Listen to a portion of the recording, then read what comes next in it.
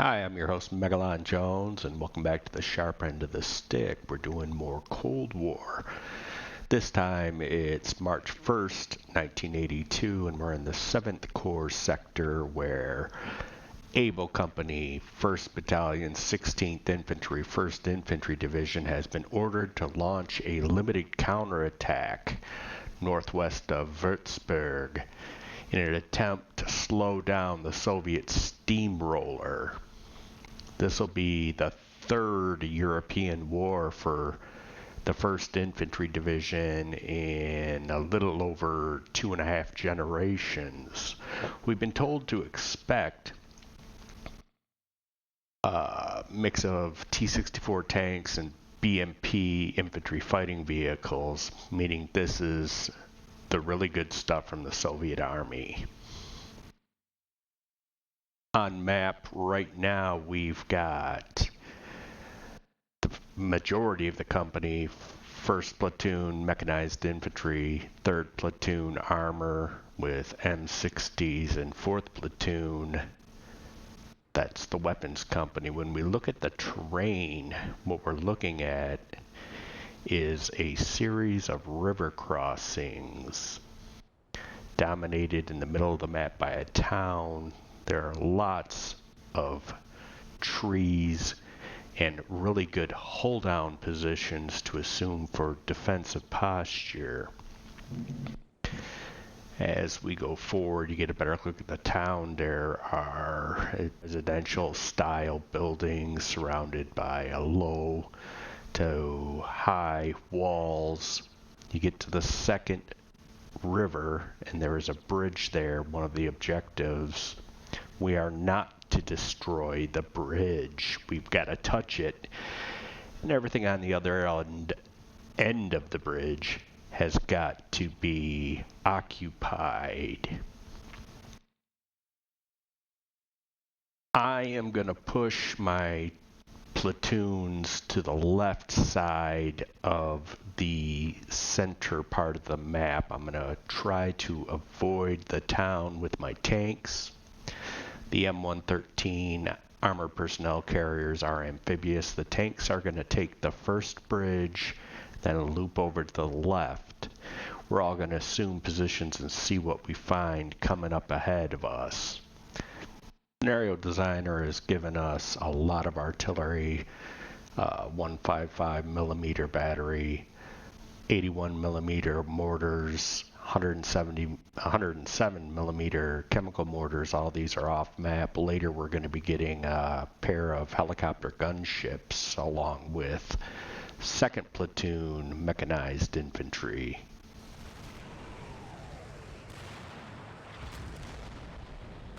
The river crossing goes with no hitches at all.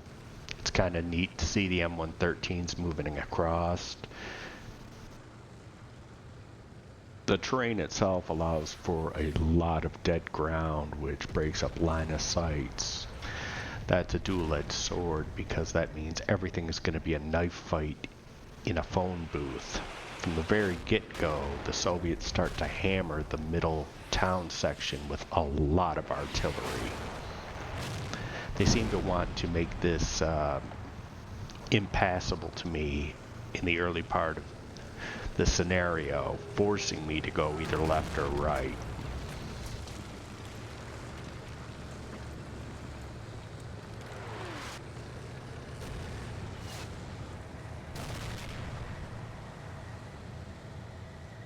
Once everyone's across the river, you always want to lead with your tanks. These are M60A1s. They don't have the thermal sights as the A3s, but they are relatively good tanks. We send them forward to take up hold-down positions. The Soviets are also dropping a lot of smoke on the town, which tells me that they're coming across their side of the river. I think this is going to be more of a meeting engagement than it will be an attack. And sure enough, before I even reach my hold-down position, the M60s run into a platoon of BMP-2s. This is a very short and violent fight.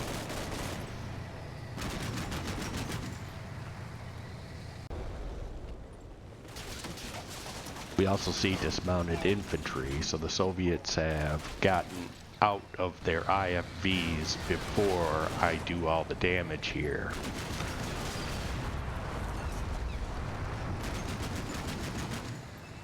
The entire fight on the center left takes about 2 minutes. It's really fast.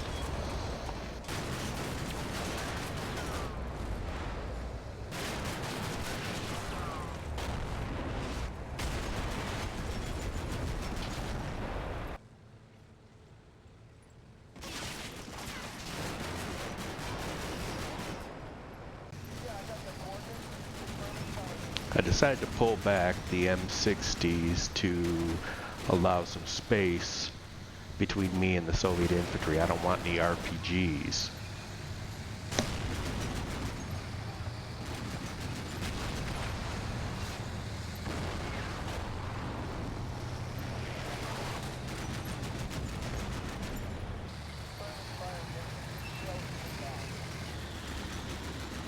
I use first platoon alongside a single Patton tank to invest the town in the center. The artillery is mostly lifted, and I want to set up any type of ambushes I can.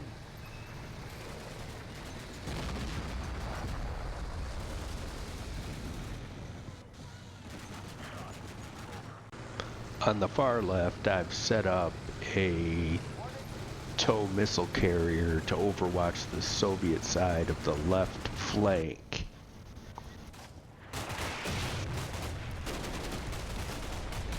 We quickly make contact in the town.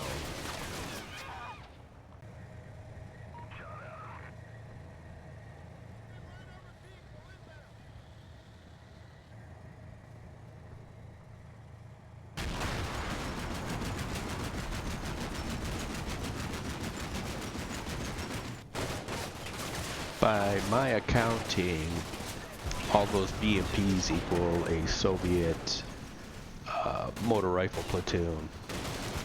And that's what I'm seeing in front of me. They don't make very much headway at all as I've grabbed the good defensive terrain, and they've lost all their BMPs.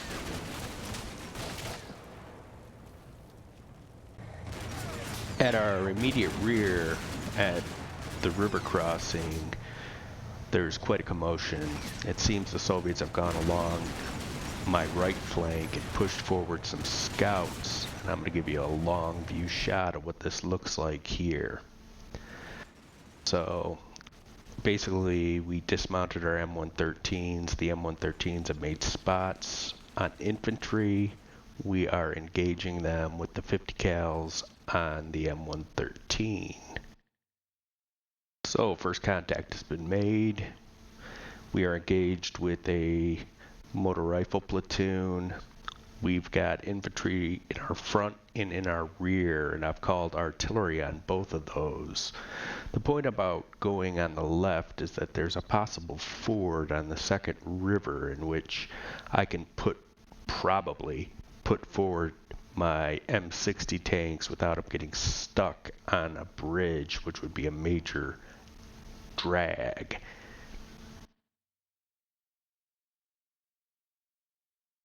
In addition, we're getting sound contacts of armor to our rear. They seem to be moving around, and everything points to them at some point here soon coming across the river. I'm in really good defensive position, and we go on to the next part of the battle. In the town, first platoon is more or less having their way with the Soviet infantry they find. Without their IFV support, the Soviets have a smaller squad size, so the Americans are able to get firepower superiority.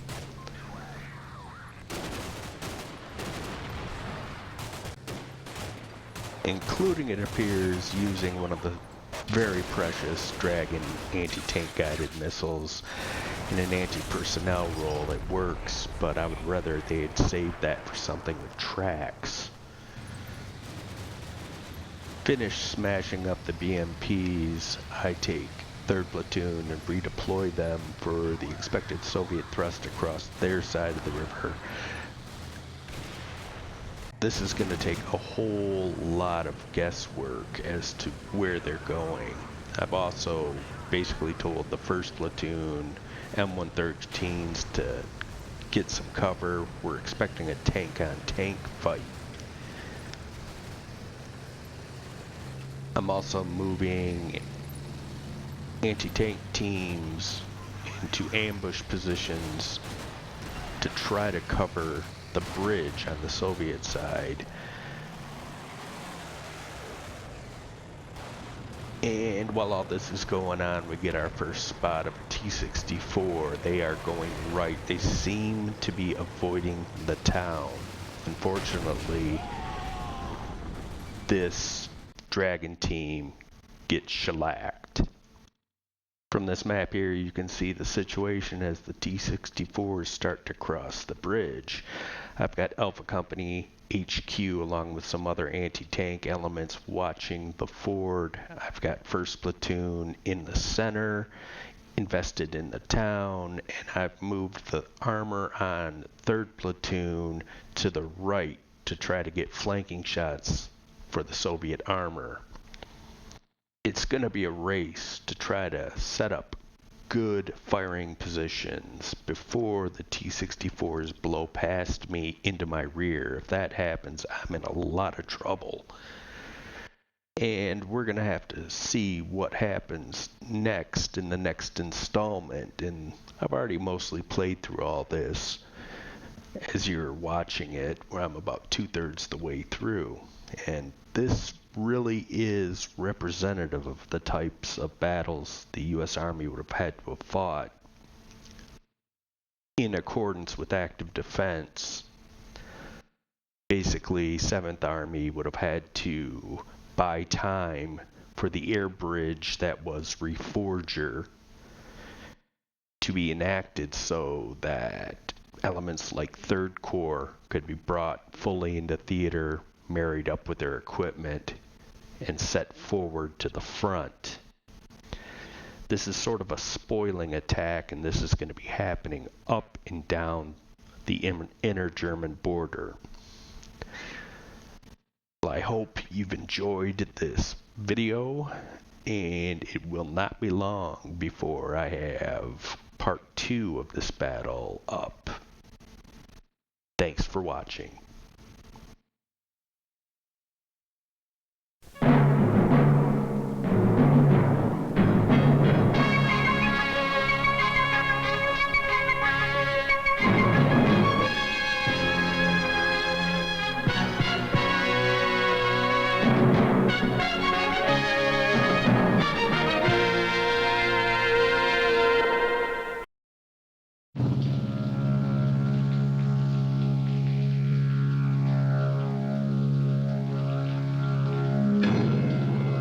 It lives 50 feet beneath the streets.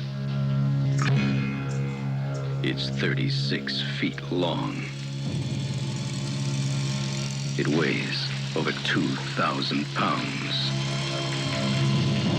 And it's about to break out.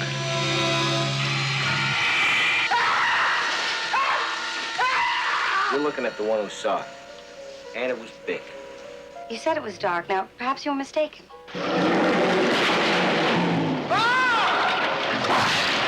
An alligator half that size would starve in a week.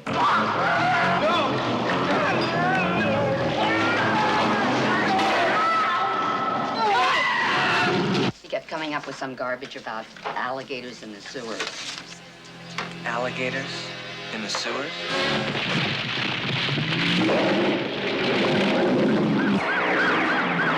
Once it escaped, there was no way to stop it. No! No! The safety of the public is my job. It could be anywhere. There he is. Ready to attack at any moment. You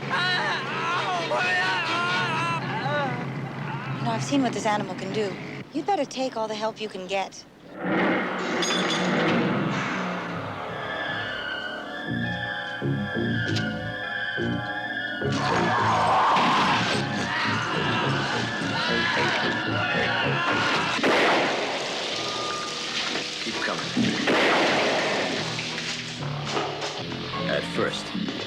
one believed it. Now, no one will forget it. Alligator.